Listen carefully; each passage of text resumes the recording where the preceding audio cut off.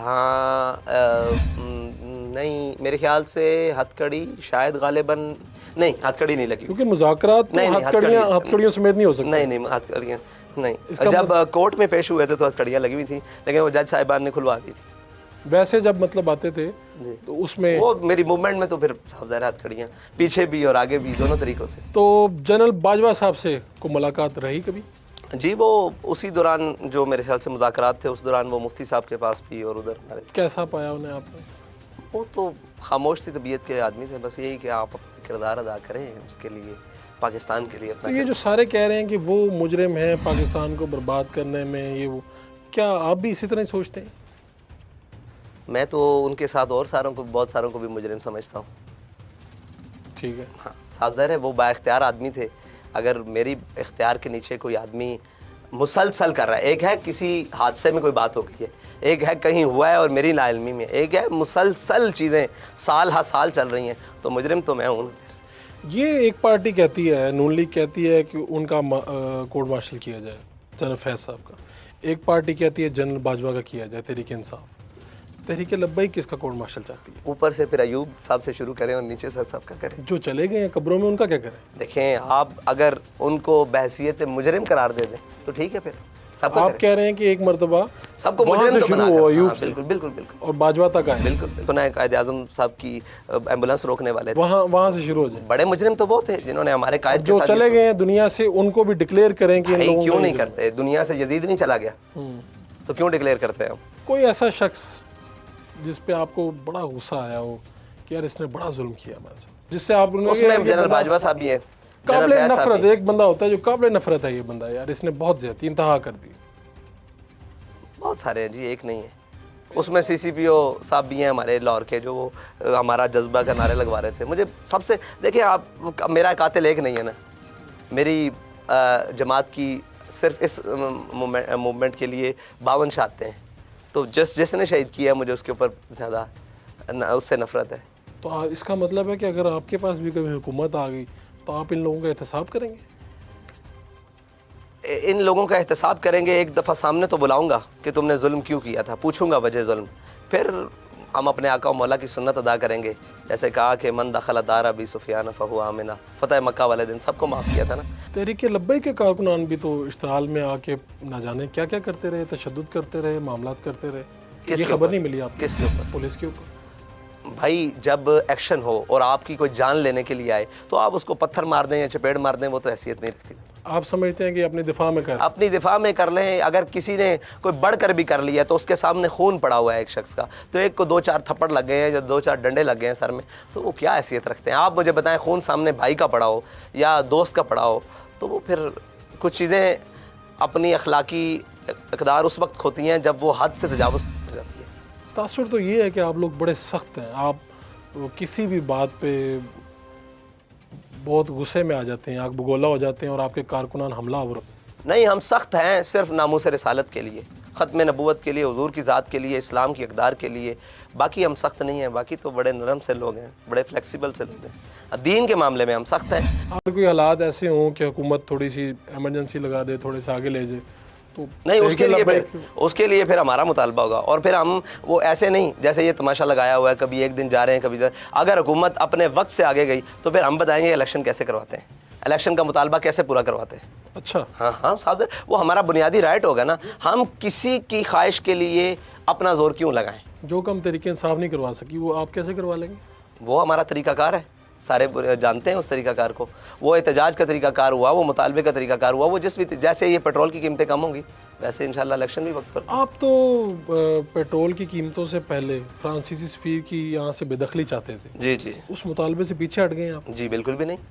हमने जब वो मुतालबा किया उस वक्त फ्रांस का सफ़ीर इस मुल्क को छोड़ कर गया।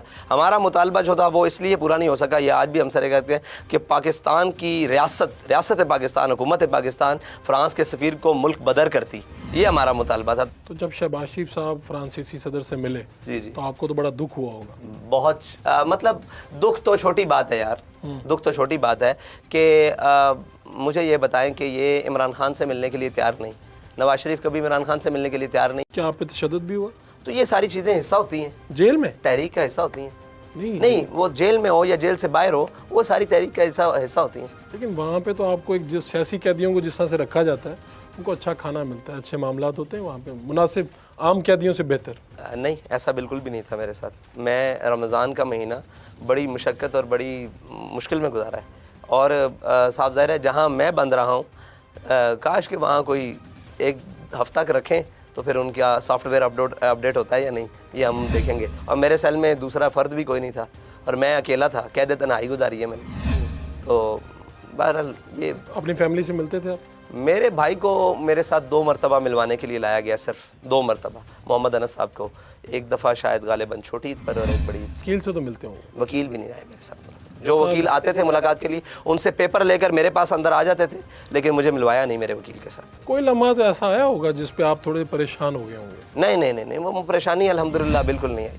चले, कोई लम्हा ऐसा जिसमें आपको परेशानी हुई हो, आपने उसको हौसले से बर्दाश्त किया? या वैसे तो बहुत सारी परेशानी है। वैसे तो ऐसा भी हुआ कि खाना खाते हुए वो जेल की छत का टुकड़ा इतना बड़ा मेरी बिल्कुल प्लेट के अंदर गिरा और उसके कई हिस्से हो गए, बल्कि चिकना चूर हो गई। अगर वही 8 इंच इधर मेरे सर पे गिरता तो बराबर में, तो शुक्र ही पड़ा कि या अल्लाह तेरा शुक्र है बचा था। अभी मुझे अंदाज़ा हुआ कि अभी मैंने थोड़ा सा इनसे जीना है, मरना नहीं है, वरना तो वो इतना बड़ा पीस, लेंटर का पीस टूट के, क्योंकि जेल 159 की, 59 की, 60 की, 61 की उसकी तामीर है, तो उसकी रेनोवेशन भी नहीं हुई। आपको पता है फिर सरकारी बिल्डिंग्स और उनके ठेकेदारों ने क्या हल किया होगा। आप तो बड़े अहम कैदी थे, आपको बड़े उस वक्त के जो करता धरता लोग से उनसे मिलवाया जाता था जी। क्या कहते थे वो करता धरता? वो करता धरता लोग यही कहते थे, डराते थे और खौफ दिलाते थे, और बस वो जैसे उनका क्रश कर दिया हमने हर चीज़ और ज़ीरो कर दी है, आपकी कोई हैसियत नहीं है। मतलब कई तो लोग बेचारे, अब तो वो बेचारे हैं ना जी, वो उस वक्त भी मैं उनको बेचारे कहता था कि ये गलत फहमी में है, क्योंकि वो मुझे आगे कहते थे अच्छा अमीर साहब छोड़ें, अमीर साहब तो आप रहे भी नहीं, आपको क्या पुकारें। मैंने कहा चलें आप कुछ भी पुकार रहे हैं, मेरा नाम तो रहेगा ना, मरहूम मरने के बाद ही होगा, अभी तो साध हूँ। तो ऐसे भी करते थे, तो आप किसी हैसियत में रखे। और रात लेट नाइट, यानी कि बहुत सारी देर में मुझे इतने बंडल देकर जाते थे FIRs के, कि मैं पढ़ूं और वो देखूं, और वो सार कलदम के पेपर्स, और साथ में आपके भाइयों पर, रिश्तेदारों पर, शूरा पर, आपके कारकुनों पर, वो इतने बंडल्स FIRs के। ये तो 1-2 FIR देखिए ना, अगर कोई हमारा रिकॉर्ड निकलवा के देखे तो उसको पता लगे FIR कहते किसको है। ये तो 12-14 नहीं, इतने बंडल्स सिर्फ FIRs के देते थे। तो मैंने भी उठा के नुक्कर में ही रखे हैं, पढ़े नहीं हैं अल्हम्दुलिल्लाह। जिसने नवाज शरीफ को जूता मारा वो हमारा एक मुनव्वर गाजी साहब भाई हैं, उनको आज भी उठाकर कोशिश की जाती है कि आप दोबारा नवाज शरीफ के हक़ में बयान दें कि उन्होंने बड़ा अच्छा काम किया है। ये आज भी कोशिश की जाती है, पाकिस्तान के अंदर थानों के ज़रिए उनके घर में पुलिस भेजी जाती है, वो मुजफ्फरगढ़ के रहने वाले हैं, तो ये सारी चीज़ें की जाती हैं, सियासी तौर पर उनको टॉर्चर किया जाता है।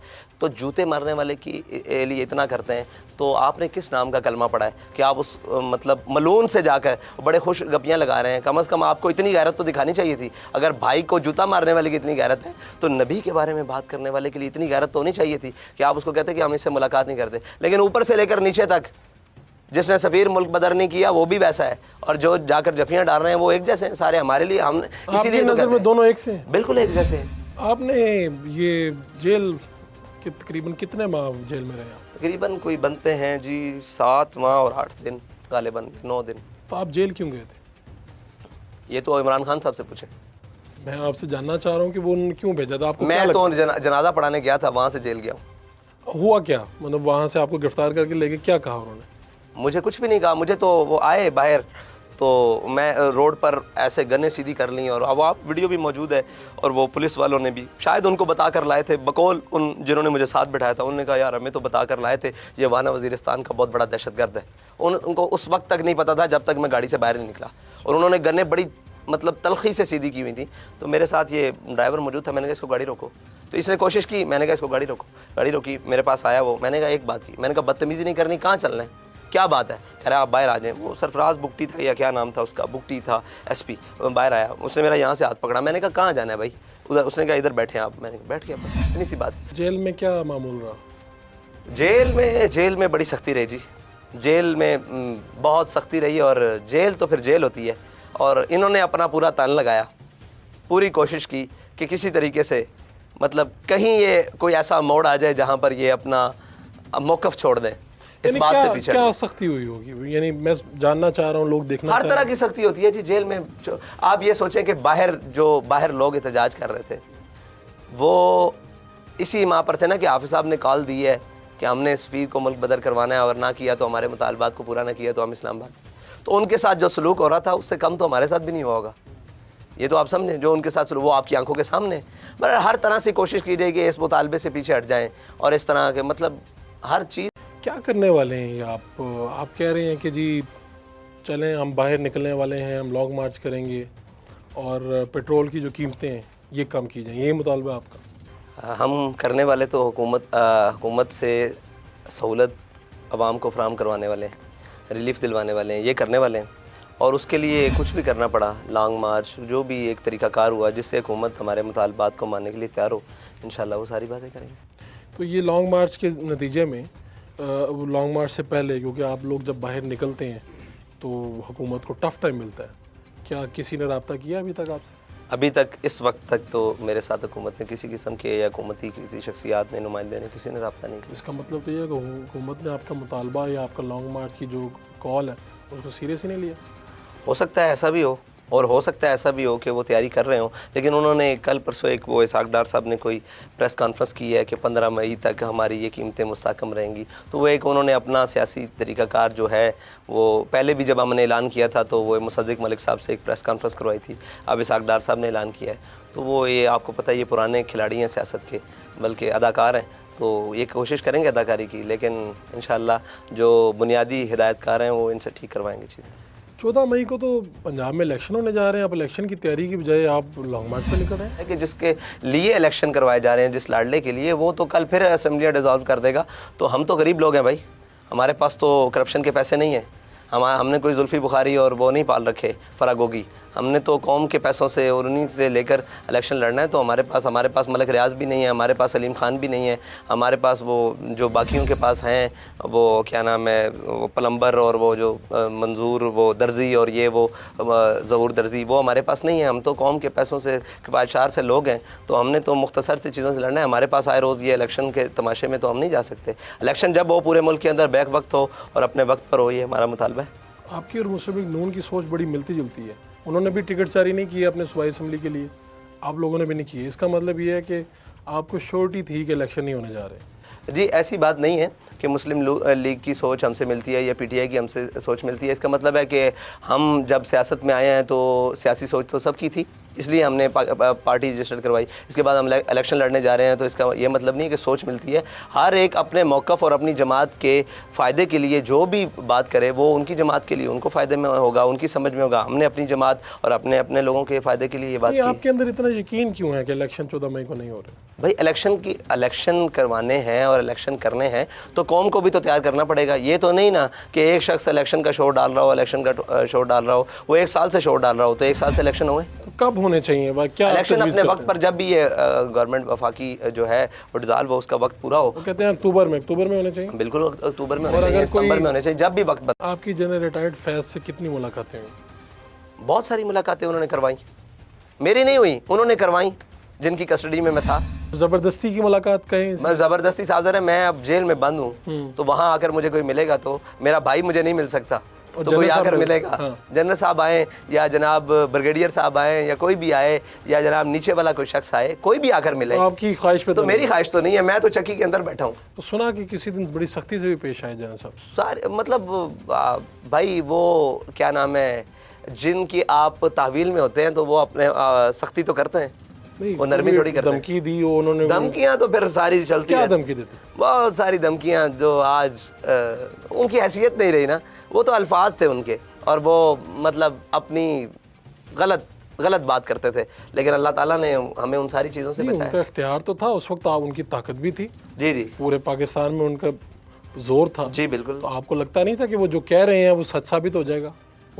बाज़ औक़ात लगता भी था कि ये जो कह रहे हैं सर, लेकिन अल्लाह ताला ये कर भी देंगे। जी जी, अल्लाह ताला फिर ये सोचते थे कि ये कर भी लेंगे तो क्या होगा। हमने अल्लाह और उसके रसूल के लिए ये बात उठाई भी, अपनी ज़ात के लिए तो नहीं है। परेशानी नहीं होती थी, सोच ज़रूर आती थी कि अच्छा अब वो ये करेंगे, अब वो ये करेंगे। सिर्फ ये नहीं, बाकी लोग भी जो मतलब थे उनके साथी और हम नवा और ऊपर नीचे और बाकी भी जो इंतज़ामिया हुकूमत के लोग, वो भी ये ऐसी बातें करते थे, लेकिन वो वक्ती तौर पर फील होता था, लेकिन फिर उसके बाद होता था यार क्या हो गया, कोई बात नहीं।